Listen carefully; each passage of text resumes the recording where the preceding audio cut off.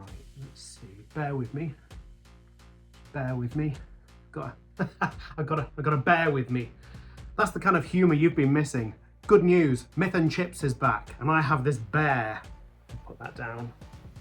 Welcome back, guys. It's been a while. Sorry about the fact that I've been away gallivanting around the world. I've been teaching, you see. I've been teaching myths in loads of places, like these.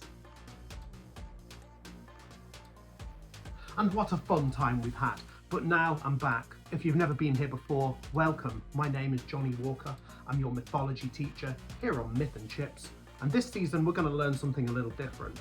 We're not just going to stick to Greece and make that our home. No, the whole world of story is our home. We are going to travel all the places, finding the weirdest and most wonderful stories and tales from mythology, legends, folklore, cryptids, random things that random people said to random other people. We stole the words, I'm telling you. Things like that. And that's how it's going to go. We're going to learn about different cultures, different stories, different ideas, and how they all mix together, bringing us together in global harmony in these tempestuous times. But today we're just going to look at the most gross, disgusting things I could find from lots of different cultures because I'm feeling childish and puerile. We're going to focus on disgustingness. I don't just mean disgusting like, I dropped my sandwich on the floor and it's got dust on it and now I don't want to eat it. Not that kind of disgust. I'm talking more like, this is disgusting and it makes me feel gross and I don't quite know why, but I feel like I might vom. I want that kind of thing. An unease. Eek! I already do not like this. Ganymede, you don't even know what I'm talking about. How can you be disgusted? That's Ganymede, by the way. You can call him Pumpkin Boy, you can call him Ganymede, you can call him Orange Guy, Nectarine Person, whatever you want to call him's fine. He just comes in sometimes. He's supposed to be my cupbearer, but yet I find myself constantly dehydrated because you're bad at your job, Ganymede. Your mouth is as dry as your heart. Wunny Joker. Leave it out, Ganymede. Right, are you in the mood for some horrible stories? I can sense a lot of moisture. That might not be the myths, Ganymede. Now, don't worry, it's not going to get too disgusting. It's not going to get too gross. It's not going to be too gory. Not going to be too squelchy. Not going to be too moist. Ugh. There'll be no details that are too hideous. So if you've got a sensitive disposition, don't worry, it won't get too bad, I don't think. Look how unshaved my head is. I got distracted. Let's begin. Myth and chips? Chips? What on earth is this utter nonsense I'm watching? All right, first stop, we're going Norse. We're going into Norse mythology, the stories of the Vikings. We're going back to medieval Scandinavia, countries like Norway, Denmark, Sweden, and we're going back about 1,000 years. We're going to go to Hel. Now, I don't mean that in the offensive way. We're going to go to Hel and meet her because she's a person, H-E-L, the daughter of Loki.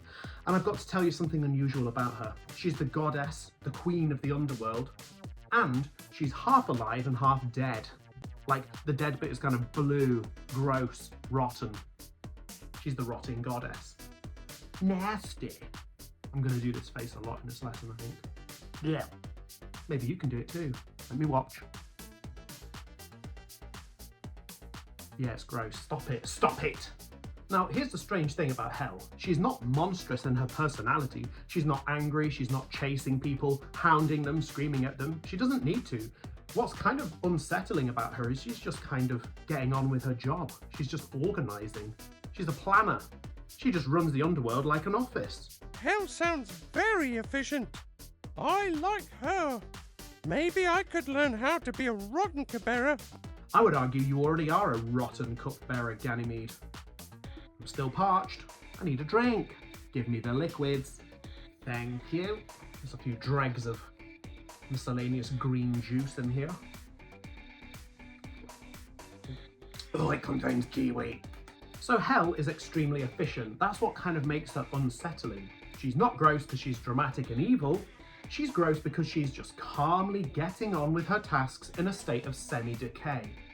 Like me on the weekends. Not a joke. Just a fact. I just adore her. Yeah, of course you like her. Okay, let's go somewhere wetter. In the wise words of Disney, oh, it gets better, down where it's wetter, under the bog. I think that's how it went. We're going down to the bogs, guys. Now, we're not staying in Scandinavia. We're going to travel south, east, down through Europe, and we are going to go to the Slavic folktales. We are going to be talking about story here from like Russia, Poland, Ukraine. This is a folkloric figure with a great name, and that name is Bolotnik. Cool name, huh? Bolotnik is a spirit of the marsh, the bog, and the swamp. And I've got to tell you, its appearance is pretty alarming. It's kind of like an old man with these like big, gigantic, gloopy frog eyes, and it has like a green beard, and its skin is kind of covered in algae and mold, but you wouldn't normally see it because it just awkwardly sits there on the base of the swamp. And if you just happen to accidentally fall into the bog or the swamp, you'll be like, ah, this is the worst thing that's ever happened. I've fallen in a bog. Now this is the worst thing that's ever happened. Now that I've fallen into the bog, I'm now staring into the swampy frog eyes of this man. It's a weird guy, we can all agree. Bolotnik is his name. So it lives in the places that look solid, but they aren't solid. It deceives you. It doesn't roar, it doesn't attack castles. It just kindly waits for you to sink into the earth when the land gives way. Blending in all mossy, part of the boggy landscape. Bolotnik sounds weird. I don't like him. Well, Ganymede, my boy, if you don't want to encounter him, you better stay away from the swamps. Yes, like my Uncle Shrek. Shrek is your uncle? There's so much about your family I don't know. You're a weird guy. This family tree is so odd. It's like Fraggle Rock. That's a reference you won't know. Google it. Bolotnik is disgusting because it's environmental. It reminds you that nature doesn't care if you don't follow the rules. It will do what it does, because nature does what it does. If you go in the bog, you become the bog. Rot isn't scary here. It's just the facts of life. And then the facts of death. Bog death. Okay, less about bog death. Let's learn something else. It's now time for us to go to ancient Greece, the homeland. We're going to meet some weird people here, though. Now, there's 3 of them. They are grey. We'll just call them the Grey Women. The 3 sisters. The Grey sisters, if you will. Now, there's 3 of them, and they've got 1 eye and 1 tooth. And they share it. How collegiate. But that's not weird. You always say that sharing is caring, Johnny. Yes, I do say that, but what else do I say? You also say that President Trump is a big, horrible... No, not that. I don't say those sorts of things because teachers can't be political, can they? No, what I say is, it's important to share and you need to learn to take turns. I say that, don't I? Back to the Grey Women. Unlike Ganymede, they take turns. They take turns with the eye. They take turns with the tooth. Have it. What makes them a bit disgusting is they are almost too close. They share too much. They're too much in each other's space, so much so that they have a collective mouth and eye. That's somewhat abnormal. I predict that the last one you share will have a funny name. Funny you say that, Ganymede, because the final one we're going to look at is the Squonk. So good, I'll say it again. Let me rewind.